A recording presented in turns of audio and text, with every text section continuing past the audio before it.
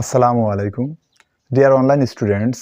আজকের আলোচ্য বিষয় ভয়েস অর্থ বাচ্য। তো ওর সংজ্ঞাটা তেমন জরুরি না, কিন্তু এর প্রকারভেদ কীভাবে সেই প্রকারভেদের ট্রান্সফার করতে হয়, যেমন এইখানে প্রকারভেদে যদি আমরা যাই তাহলে আসছে অ্যাক্টিভ ভয়েস আর প্যাসিভ ভয়েস।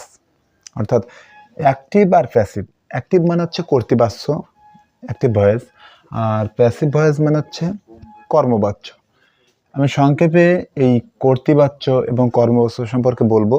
সেটা হচ্ছে কর্তৃবাচ্য অ্যাক্টিভ ভয়েস হচ্ছে কর্তা নিজেই করে, আর প্যাসিভ ভয়েস হচ্ছে কর্মবাচ্য অর্থাৎ কারোর দ্বারা করে, কর্তা কারোর দ্বারা কাজটি করে।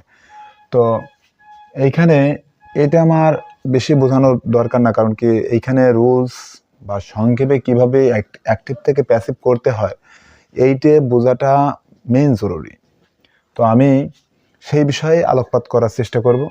তো এখানে একটা উদাহরণ লিখেছি, আই ইট রাইস, আর এটা হচ্ছে অ্যাক্টিভ ভয়েসের একটা উদাহরণ, আর এইটা তার প্যাসিভ ভয়েস অর্থাৎ অ্যাক্টিভ থেকে আমি প্যাসিভ করেছি। এখন কিভাবে করলাম, কোন নিয়মে করলাম, সংক্ষেপে রুলস তো অনেক আছে। তো আমি এই ভিডিওতে তোমাদেরকে একটা জিনিস বলবো, সেটা হচ্ছে মাত্র 5টি নিয়ম জানলে ভয়েস চেঞ্জের 99% কমপ্লিট, 1% বাকি থাকে, সেটা বিস্তারিত আলোচনা। কিন্তু এই ভিডিওতে আমি সেই বিস্তারিত আলোচনায় যাব না, কারণ কি আমি চাচ্ছি যারা নর্মাল এবং মিডিয়াম আছে তাদের জন্য, যারা হাই লেভেলের তাদের জন্য বিস্তারিত রুল আছে, কিন্তু আমি এই ভিডিওতে সব আলোচনা করলে অনেক লং হয়ে যাবে। তো আমি আজকে এই যে অ্যাক্টিভ থেকে প্যাসিভ করা যে 5টি নিয়ম আছে, যে 5টি নিয়ম জানলে প্রাথমিক পর্যায়ে ভয়েস কমপ্লিট। অর্থাৎ এইখানে এই যে কিভাবে আমি অ্যাক্টিভ থেকে প্যাসিভ করলাম, এই জিনিসটা যদি সঠিকভাবে বোঝা যায় তাহলে তার আশা করা যায় যে প্রায় কমপ্লিট। তো এখানে তোমরা দেখতে পাচ্ছ আই ইট রাইস। সংক্ষেপে যদি বলি, আইটা হচ্ছে সাবজেক্ট, ইটটা হচ্ছে ভার্ব, আর রাইসটা হচ্ছে অবজেক্ট।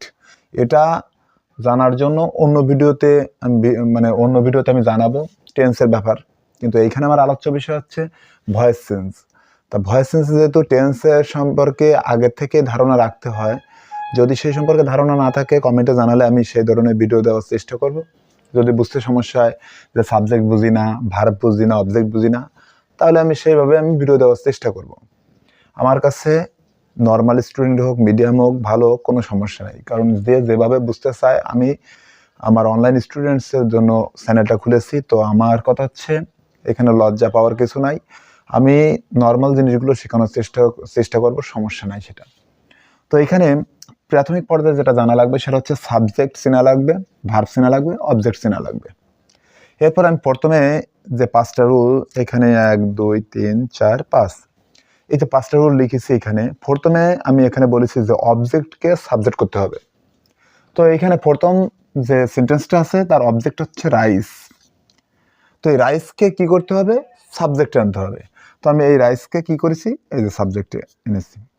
তো যখন সাবজেক্টে আনবো তখন সেন্টেন্সের শুরুতে তখন আর কিন্তু ছোট হাতের অক্ষর থাকবে না, এখানে আর রয়েছে ছোট হাতের, কিন্তু এইখানে যখন সাবজেক্টে চলে এসেছে, শুরুতে চলে এসেছে, তখন এটা হয়ে গেছে কি বড় হাতের অক্ষর। অর্থাৎ সেন্টেন্সের শুরুতে বড় হাতের অক্ষর দিতে হয়, এটা প্রাথমিক জ্ঞান, এটা সবাই জানা উচিত আর কি। তো আমি অবজেক্টকে সাবজেক্ট করেছি। এখন কি করব, দ্বিতীয় নাম্বার হচ্ছে অক্সিলারি ভার্ব, অর্থাৎ টেন্স অনুযায়ী অক্সিলারি ভার্ব। আমি কোন টেন্সের ভয়েস চেঞ্জ করছি, এখানে রয়েছে প্রেজেন্ট ইনডেফিনিট টেন্স। অর্থাৎ প্রেজেন্ট ইনডেফিনিট টেন্সে যে অক্সিলারি ভার্ব কি কি আসে ভয়েস চেঞ্জে, এটা আলোচনা করতে গেলে অনেক বড় হয়ে যাবে ভিডিওটা। তবে সংক্ষেপে বলে রাখি যে প্রেজেন্ট ইনডেফিনিট টেন্সে অ্যাম, ইজ, আর, এইটা জানলেই যথেষ্ট। যেহেতু আমি সেই উদাহরণ দিচ্ছি, তো আমি এখানে বললাম যে অ্যাম, ইজ, আর এর যে কোনো একটা। তা যেহেতু রাইস আমি সাবজেক্ট হিসেবে অবজেক্টকে সাবজেক্ট করে রাইস হয়েছে, তো রাইসের পরে এখানে কিন্তু ইজ বসে, এখানে অ্যামও বসবে না, আরও বসবে না, তাহলে রাইস ইজ।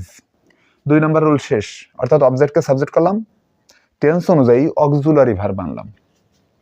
এরপরে ইটেন বসাইছি, অর্থাৎ এই যে ইটটা ছিল, ভার্ব ছিল, ওই ভার্বের পাস্ট পার্টিসিপল ফর্ম বসবে। এখানে ভার্ব রয়েছে ইট, ইটের পাস্ট পার্টিসিপল ফর্ম হচ্ছে ইটেন। এইখানে আমি যদি লিখি প্রেজেন্ট ফর্মে ইট, এট পাস্ট ফর্ম, আর পাস্ট পার্টিসিপল ফর্ম হচ্ছে ইটেন। এগুলো গ্রামার বইতে পাওয়া যায়, এগুলো মুখস্থ করার জিনিস, এগুলো বোঝানোর কিছুই নেই। এইখানে আমার ইট রয়েছে, আমরা এর পাস্ট ফর্মও বসাবো না, পাস্ট পার্টিসিপল ফর্ম বসাবো। তাহলে আমাদের এইখানে রাইস ইজ ইটেন অর্থাৎ ভার্বের পাস্ট পার্টিসিপল ফর্ম বসাতে হবে। আমি বসাইছি। এরপরে বাই যোগ করতে হবে, এই যে বাই। অর্থাৎ এখানে সাধারণত যে রুলস আছে সে অনুযায়ী বাই বসাতে হয়, ব্যতিক্রম আছে, ব্যতিক্রমটা আমি আজকের এই ভিডিওতে জানাতে চাচ্ছি না।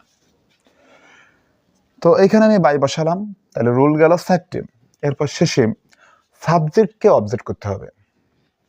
সাবজেক্ট ছিল হচ্ছে আই, তার অবজেক্ট এখানে আমি আই বসাইনি, মি বসাইছি। কারণ কি, তোমরা অবশ্যই অনেকেই জানবে যে হচ্ছে সাবজেক্ট, একটা সাবজেক্টে তার অবজেক্টিভ ফর্ম থাকে, পজিটিভ ফর্ম থাকে।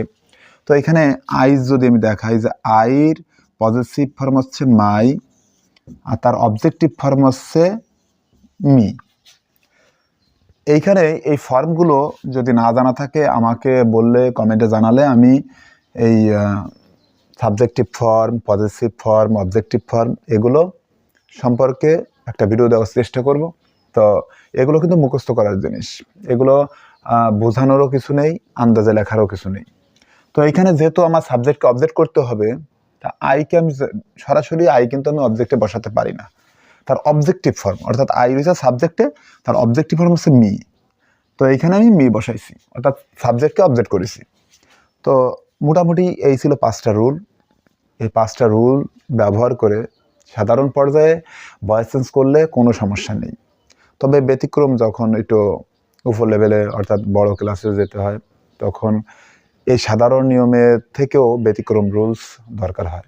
তো আশা করি তোমাদের ভয়েস চেঞ্জের প্রাথমিক যে বিস্তারিত সেটা বোঝানো যতটুকু চেষ্টা করেছি আশা করি তোমরা বুঝতে পেরেছো।